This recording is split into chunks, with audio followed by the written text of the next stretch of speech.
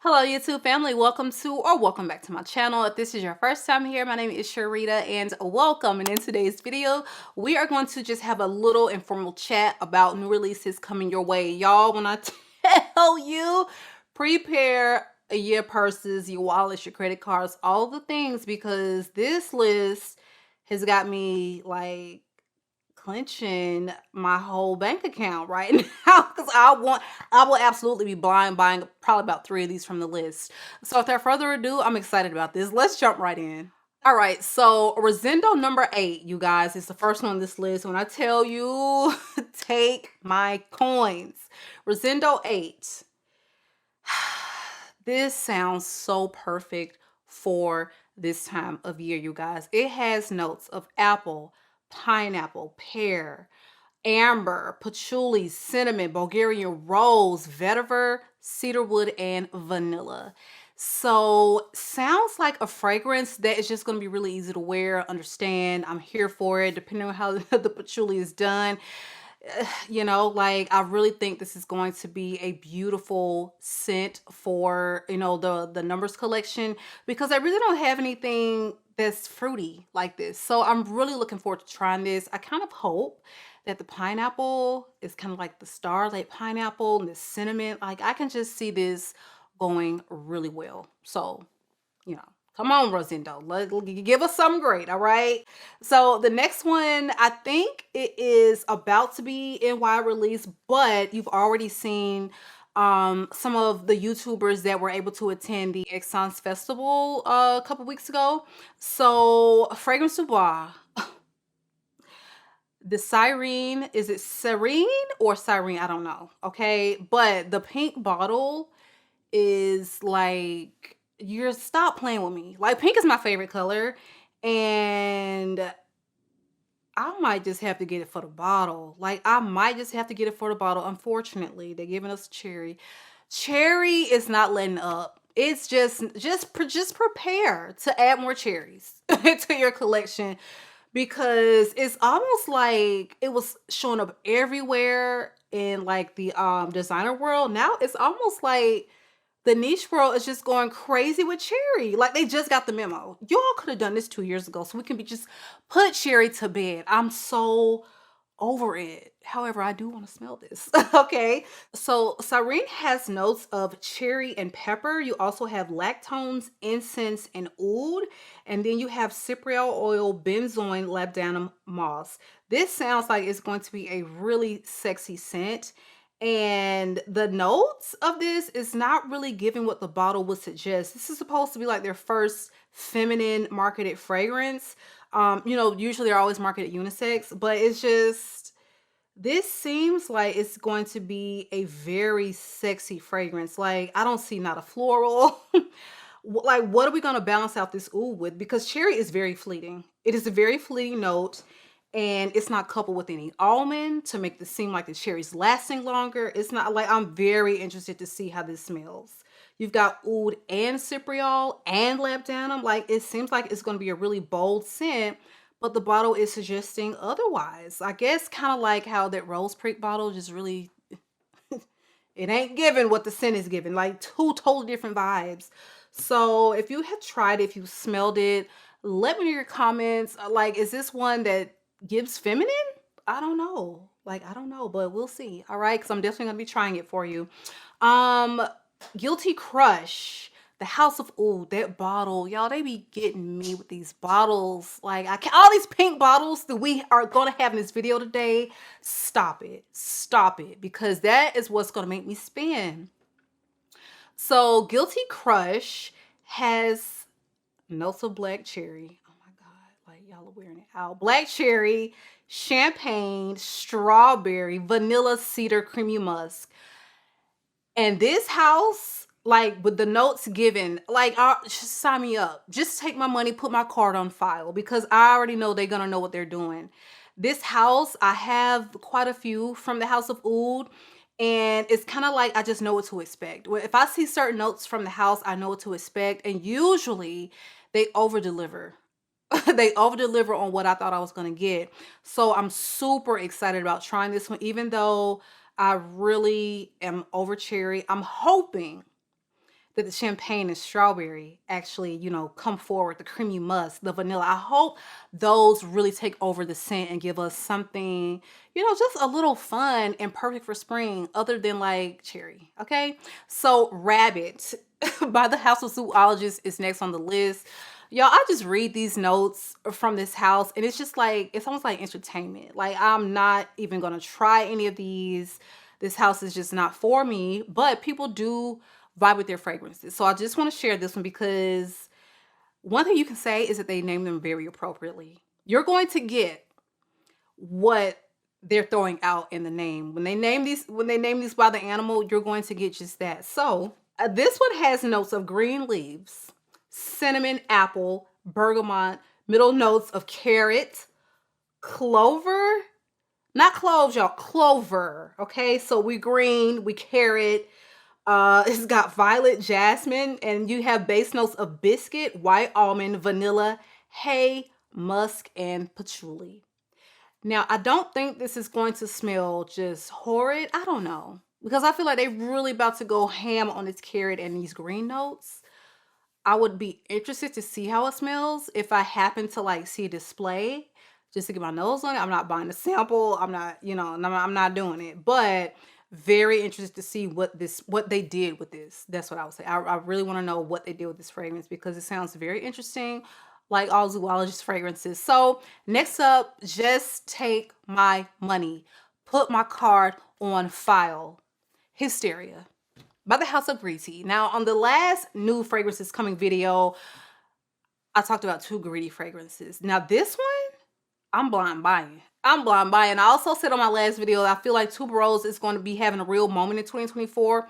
Here we are again with a very prominent Tuberose fragrance. This has Tuberose and gardenia, but they literally have a separate note of bubblegum. So it's definitely going to be very tuberose dominant. Usually when we do smell that, it's tuberose, but I think they're going to take it a step further and really amp it up with an additional like bubblegum accord. And I'm here for it. I don't have anything in my collection that just screams bubblegum. And so I'm really excited to see what they do with this one. This also has notes of plum, honey, white pepper. Oh my God. I mean, it just sounds so beautiful. Vanilla, liquor, benzoin, and palisandro rosewood. I like, this cannot be a miss for me. Every time I say that, it's a miss. But we're going to see because I'm buying that one. I'm going to get it as soon as it's released. So very much so looking forward to Hysteria by the House of Greedy. Now, this next one is going to be a new release from Andrea Mack, and I don't have anything in my collection from this house. I've never tried anything, but I just feel like it's one of those houses where I'm probably missing out on. And so I am going to go ahead and order some decants of a few of her, really popular perfumes because this one just is calling my name. So it has top notes of apple, plum, and cardamom. Delicious. Middle notes of rum, heliotrope, and chocolate. Then base notes of ambroxan, musk, and vanilla. This just sounds like something that is going to go really well. It's going to go really well. I can't, like, it sounds very likable. I cannot see myself not liking it. You just never know. You just never know because it could be a complete heliotrope fest. I don't know, but we'll see. But the notes sound really nice and I'm really looking forward to definitely getting my nose on. I'm not going to blind buy, but I'm definitely getting my nose on that one.